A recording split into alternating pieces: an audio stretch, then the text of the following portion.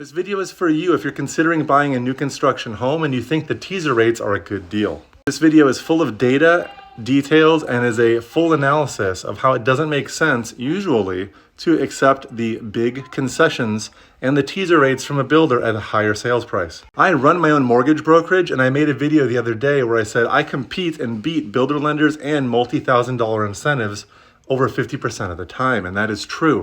And they were like, how's that possible if they're giving a 4.99 rate and paying for closing costs? Well, let's talk about it. First off, I can't beat every one of them. I said over 50% of the time I beat the builder lender. So if you're looking at new construction, contact me right away. Don't waste your time. Talk about a 4.99 teaser rate example, $350,000 sales price with 5% down. To get this rate right now, as of 2/8, would require 5 to 6% in discount points naturally. No one's going to know that. If you're a consumer, you have no reason to know that. I run a mortgage company, so I do have a reason to know that. And that's an extremely high amount of fees. It's so high, in fact, that if the builder wasn't subsidizing this, somehow on the back end, it wouldn't actually be a saleable loan to Fannie Mae or Freddie Mac or to the FHA with Ginnie Mae.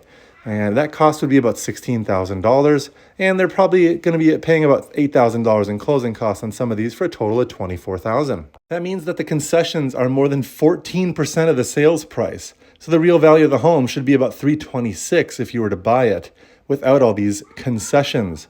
They don't actually help you. Ignore that next line, but then the next one shows if you bought the house at $326,000 with 5% down at a higher interest rate that is more reasonable for today's market compared to the 4.99 fake rate, it only costs you about $177 a month more to take that higher rate with the lower priced home. But to get that lower interest rate on the higher priced home, it costs you $24,000. So when you divide the $178 a month savings by the cost of $24,000 to get that, it's an 11-year break even. 11 years to just break even on that, which is terrible since most people only stay in their homes for about 7 years.